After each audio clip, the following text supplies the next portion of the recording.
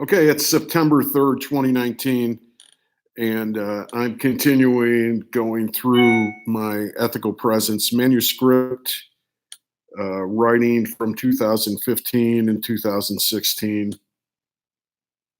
And this, I decided to call this video for this portion Improvised Experience. And I like the writing in this section, and it's probably basically about insights that I gleaned from many years of improvising. Unspoken is also the frustration of why I'm no longer an improviser and I now call myself a writer, because at least in my experience within improvisation, with communal improvisation, uh, there is a discouragement of people ever getting beyond what improvisation is supposed to be, and having um, their own definitions of it. It's like, yeah, a painter or whatever will learn sketch. They'll learn all the craft of painting, but at a certain point, what makes a painter is the individual way in which he or she works. Um, and I and I always thought good improvisation, like any good community, would really be the highest level improvisation would be the cooperation of many different voices. It would not be conformity, but the real transformation, the spiritual transformation that people have to go through in order to really improvise on that high level, I've rarely encountered it, and I've worked with a lot of good people, but there's a certain ceiling on it, and it never goes further than that. So this is ethical presence. This is from the improvisation section. So this is my book of improvisation. So this is not Viola Spolin. This is, in certain contexts, this stuff would be criticized because, well, you're not following the rules. Well, I understand the rules. This is what my understanding comes to of the art form, which is, which isn't that I'm the voice of God about it. It's that I'm an artist, and this is my perspective on it. You know, which I was going to say shouldn't be that controversial, but it's eternally controversial. It's always been controversial in any art form. There were riots in Paris when Impressionism was introduced. So any type of innovation always meets with disrespect and resistance by traditionalists who think that they're maintaining the purity of some art form, but really what they're doing is they're holding on to their own little fiefdom of perceived power, even if it's petty power. Okay. The text. This first piece in this section is called "The Difference in Synergy Between Acting and Improvisation." Laurie Metcalf, the fine Steppenwolf Ensemble member, was on the WGN Morning News this morning. She was in Chicago to receive an award. She gave an interesting interview to the WGN reporter. She said that she was uncomfortable in being in the spotlight as herself at the award ceremony. She commented that she preferred a script as a safety net and that her art, acting, was an interpretive one. Improvising is the opposite experience. Recently, I did some improvising to develop scripted material. The process involved improvisation based on a premise, having other ensemble members write a script based on the improvisation, and then acting, interpreting the set lines of the script. In the improvisational phase, I played a very strong character, but was always very conscious of being in the spotlight as myself, and that an audience was looking at me in that spotlight. I was personally and very consciously present. An improviser wears a character as lightly as a hat or coat, as Paul Sills used to say. When you improvise, you are always there. In the interpretive acting phase, I disappeared, as did the audience, from my perspective. The story of the script was the whole thing. There truly was an external related to the audience and an internal related to myself, fourth wall, between the scene and those in the room. I gained insight into the script as I read it. It didn't matter that I had created many of the lines through improvisation. The script was now a new thing. I then made choices and gestures to concretize the results of my reflection. I wasn't being myself or expressing myself. I was telling a story. An improviser may find a story, but he doesn't tell it. That's true, but it's not true, because I think the difference between an improvisational approach, an improvisational actor working with a script, as opposed to what Laurie Metcalf was saying, is it's not just a matter of interpreting a script. The improviser is always there, always there. I take on all of the externals that are given to me in the script, the character and the plot, everything about the story I take on myself, but it's me as if I were in that situation. I'm always there. If you're an improviser, everything that you do is always self-revelatory. In in context, in connection with everything around you. But that's the big difference between being an actor and being an improviser. You know, if an actor is improvising, they try to find something to play, something to interpret. Maybe somebody like Laurie Metcalf, if they were improvising a scene, they would take a character that they knew well, that they played in a play, and then they try to put that character in a situation and just be that character. And there's always a remove. There's always a remove there, and it is interpretive, and it's creating an external. The improviser just assumes the external, and the improviser is always there. That's why I think that probably, my choices of just doing these videos and writing this blog and simply going to the talk and the writing and simply being myself is ultimately the result of improvisation. That to me, it gets more and more interesting the more you get to the distinction between art and life is like almost non-existence, very hard to see. That's what's of interest to me. Acting is not about make believe. Well, yeah, it's about being you. You say, "Oh, I like that actor." Why do you like that actor? Why are you interested in seeing that actor in different parts? It's not really the parts. The constant is the actor. It's about creating a succession of true moments that reflect reality in the service of the story. Improvisation is not about undisciplined winging it. It's about being emphatically present in the moment, fully aware and in action in the now. The formula for improvisation, this is my formula. X people in Y space in Z time equals 1. If everyone in the space, if all the people there are emphatically present, they're going to emphatically accept that space, and they're going to emphatically accept the moment. And if that, this is theoretical, because I don't know if this kind of perfection is attainable, but there's really only one true improvised moment. There's only one true moment. So improvisation is not a matter of ad-libbing and just going off the top of your head. Far from it. And Laurie Metcalf mentioned the great actor Meryl Streep, who combined the intellectual and instinctive sides of acting in a perfect union.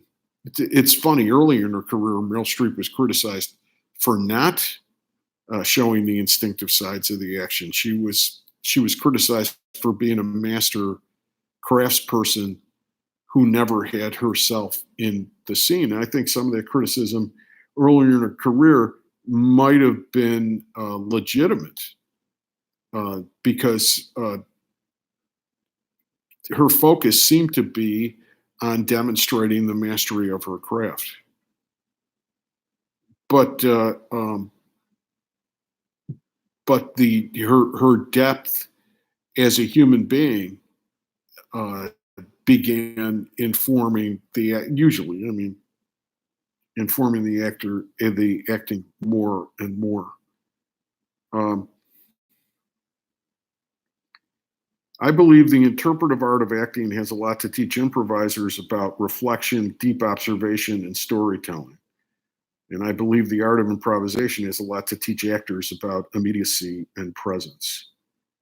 And I think there's so much to explore about the relationship between improvisation and acting.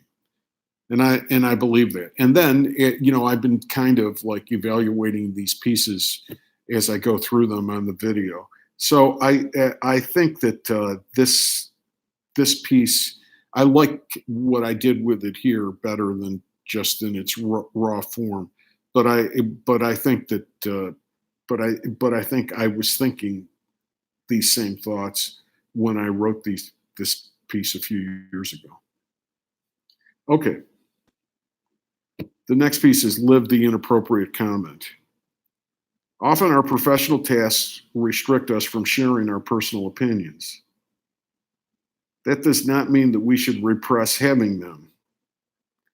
A perceptive observer could watch a teacher lecture and discern who she was going to vote for, even in a situation where she makes no overt statements and an election has no relevance at all to the immediate discussion.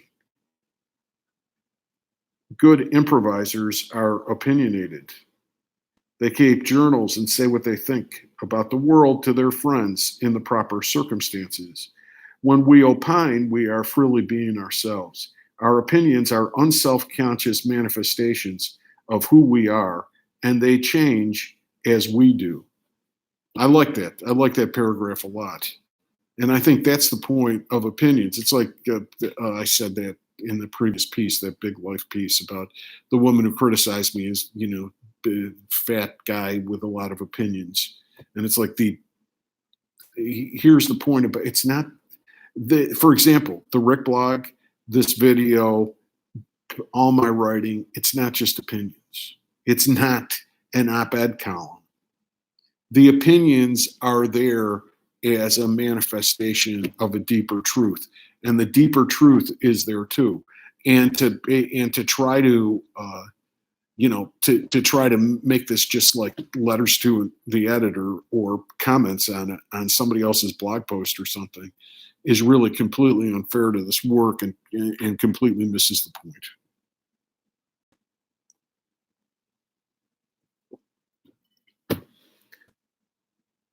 This piece is how to take effective action, the power of the powerless. And it's interesting that I put this here as part of this writing about improvisation. But I guess I see improvisation. One aspect of it is that it is a political action.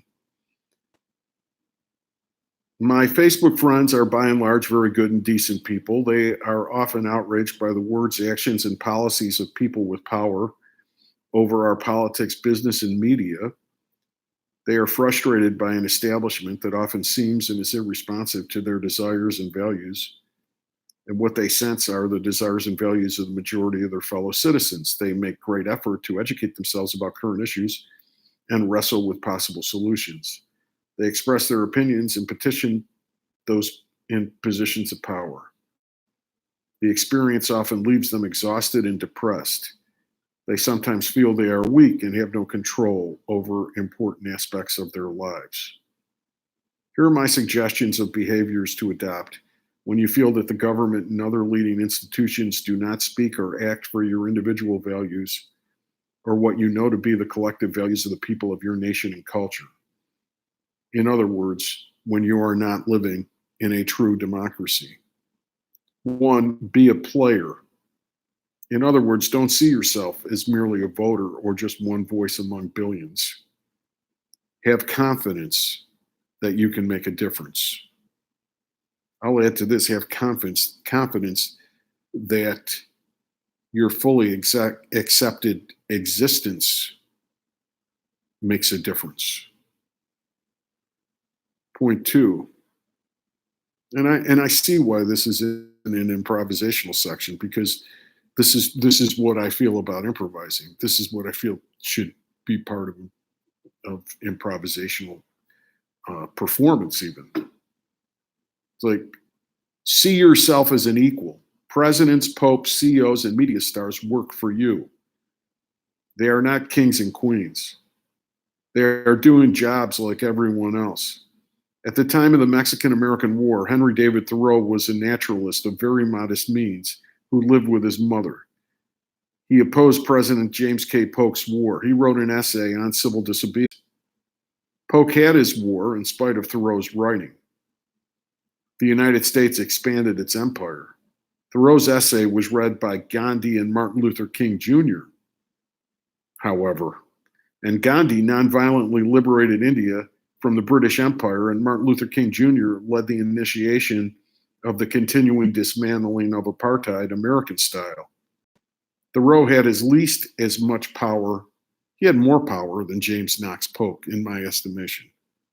Henry David Thoreau, who, in the title, The Power of the Powerless, no power whatsoever, poor, a writer, an intellectual, wrote on civil disobedience, was from jail. He was in jail because he refused to pay his taxes because he wasn't going to support the Mexican-American War, which was an imperialist war of aggression that stole half the country, approximately half the country. Now, I'm not statistically half the country, but a lot of the land of this country was stolen in that war. But look at the power that he had. So I'm talking about an existential power here, the real important power. It's more important than the political power. 3, look more deeply than the current controversies. Political arguments are just competitions about immediate allocations of resources. Thoreau saw the existential questions in Polk's aggression. Don't make political arguments. Make human appeals. And 4, be human in all of your actions. Stand in the place where you live. If you are an actor or a writer or a teacher, make a strong commitment to strive for ethical behavior in all that you say and do. Your classes and performances should be expressive of what you believe. 5, don't be ideological. Ideology is just a sibling rivalry. I'm smarter and more moral than you. I don't know if I agree with this next 9. For example, blaming Fox News Nation for our problems and being outraged at their attitudes is useless. Well, I changed from this. I'm not sure if this was pre-Trump or whatever. I changed from that line. Listen, don't be, Fox News is a good example. No, that's socialism. That's whatever. It's not social. Forget all that ism. But the thing about not being outraged at fascism, which is really what they expound, no. The ideology is an evil thing, really, because ideology is necessarily a lie, because it's not looking at reality. It's taking a perspective, it's taking an abstract overlay that defines reality and tries to force reality to conform with it. So it's necessarily authoritarian. Ideology is not art. It's not art. Art, like science, tries to understand, and improvised art means not only to understand, but actually to participate in and engage in reality on the many levels of reality. to get as deep an understanding of reality as possible. Ideology wants to force reality into some structure, say this is the way it is, and then say this structure is right or wrong, and these are the changes that we have to make. Ideology always leads to fanaticism. Fanaticism is evil. 6, don't argue about what you know to be true. Act and speak with confidence from your truth. A lot of times, basically in improvisation, they say, "Oh, well, that's an argument." Scene gets into it bogs down because it's an argument. It becomes an argument because what's happening on another level is the players in the scene are arguing different assertions for where they want the scene to go. When really, emphatically, they could have very different attitudes about where they want the scene to go. But if they're emphatically accepting the other person and themselves, you're going to get a chemical reaction, a merger of you're going to get something out of that. You're not going to get the stasis of being stuck with being up against a decision that never gets made. You're going to deal with reality like this instead of this, which doesn't mean now the opposite of that though is this yes and stuff, which I am against, because that it doesn't mean that you have to agree with or like or any of that where the other person is coming from. You just have to accept that that's where they're coming from, and then you improvise accordingly.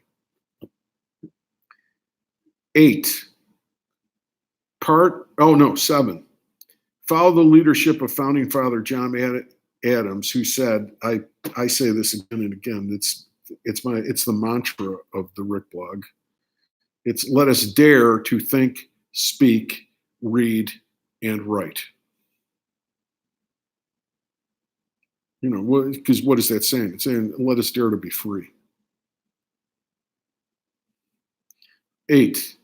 Part of the title of this post is taken from the title of a book by Václav Havel, a modest playwright who helped start a revolution and then communist ruled Czechoslovakia by taking a stand for the free speech rights of a rock and roll band who played in a basement cabaret. Know that all men and women are equal in their power as well as their rights, no matter how modest their circumstances may seem. Don't be discouraged if you don't see immediate results.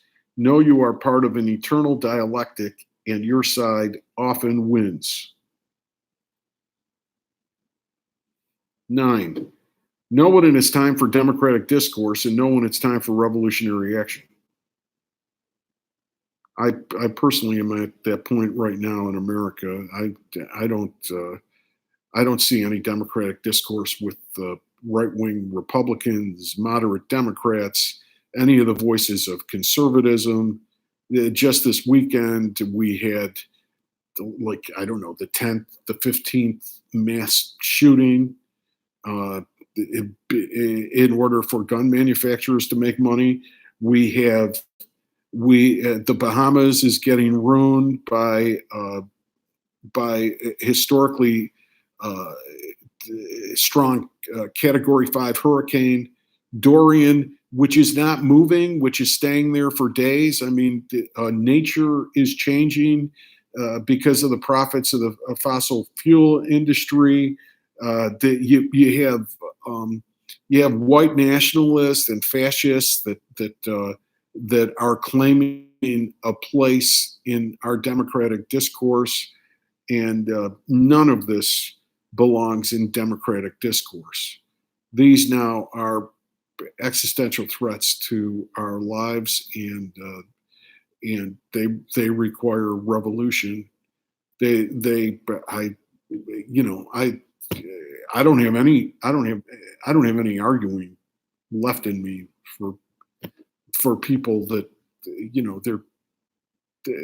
who are engaged in those things and related things to what I just discussed. What they're engaged in is evil, and they know it.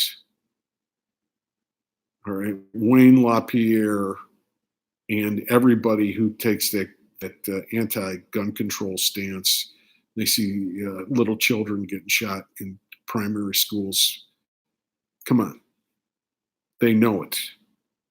White nationalists that terrorize synagogues, run over a young woman in Charlottesville.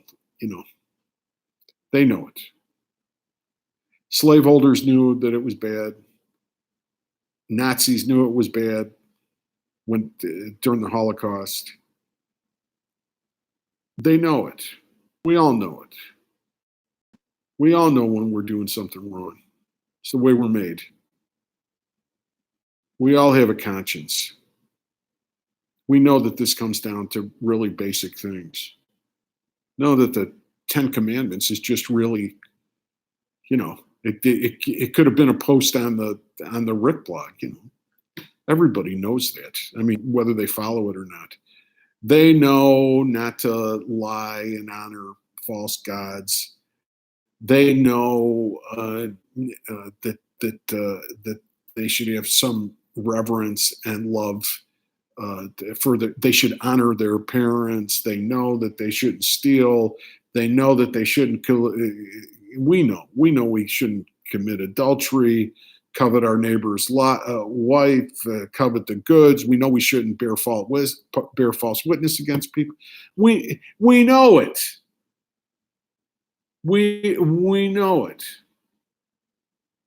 I've never had anybody do something bad to me where I couldn't see in their eyes, and then maybe later they tell me where they don't feel bad because of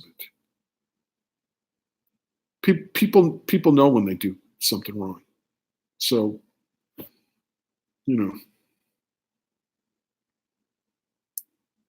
that's not a matter of debate. Number 10 is to be nonviolent. And I don't know, I just throw that in. Part of it is self-protective because I write stuff criticizing the status quo. I don't want anyone ever to think that I would assert any violent means to do that, because that's simply not true.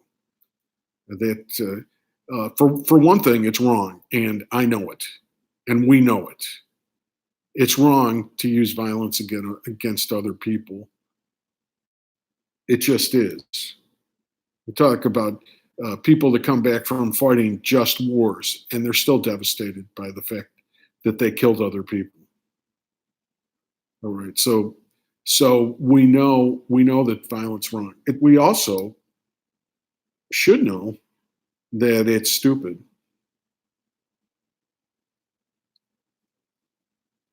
Because I think one of the best thing about it is the last episode of The Sopranos. Tony Soprano and his family are sitting in the diner looking over their shoulders, and they don't know if somebody's going to come in and kill them. They've taken a stance that the world is unjust and to get theirs.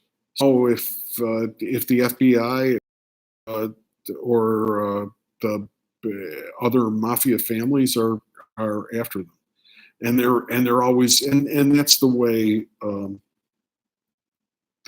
violence ends. It ends in violence. So it's at this point in human history, it's an ignorant way to deal with anything. It's not effective. 11, well, this one isn't always easy, and I don't know if I completely agree with it. It says, be cheerful. Life is a constant struggle for transformation, that which holds fast and dies versus that which progresses and blooms. Pick your side and have fun in the fight. I think that cheerfulness is deeper than fun. It's not always fun, and it's not always a matter of cheeriness. I look at this collection of videos I've been making. I don't think in that shot, the still shot that's used when you click on the video, I don't think I've smiled in that once. And but basically, cheerfulness is something that's deeper than that. You just like, you go you go with the process. You have a resignation to the nature of things, and you just go forward. And that's something that I think age teaches. Uh, I never was on an even keel. I always was bouncing all over the place, and I still occasionally have these moments of like kind of intense pain and rage and frustration, and usually there's some major transformation that follows it. And even in those moments, well, even going back years ago, in those moments, I kind of knew that was happening.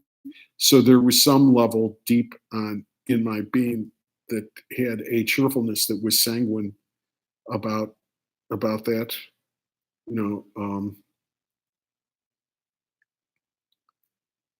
but this thing about pick your side and have fun in the fight, I don't think it's about fun. Fun, no. I think the satisfactions are deeper than that. I mean, sometimes it could be fun, but that's not really the point. The last line of this: we all confront difficult public and private circumstances, but how we stand in the face of them is our free choice, no matter what any false authority may say. And I think that is true. And that's the wonder of improvisation, the deepness of that idea to wear your character as lightly as a hat or coat. Your external circumstances can change, sometimes beyond your control, but no one, under any circumstances, can control who you are in the scene, given the circumstances.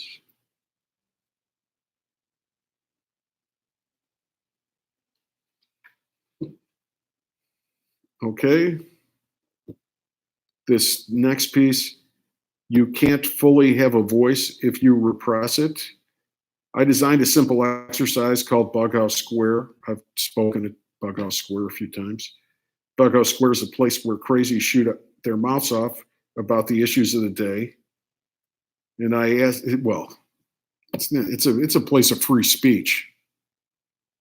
I guess the exercise that I've done with students is that I say, go crazy and shoot your mouth off, and I'm telling them to go to extremes and to completely let their guard down and all self censorship. But Buckhouse Square is not about just crazy shooting their mouths off. It's about free speech. And I ask students to stand up and share their political opinions. I ask them to tell jokes. Off-color jokes are preferred. Of course, there are many situations where it's inappropriate to opine and be profane. Are there? I don't know.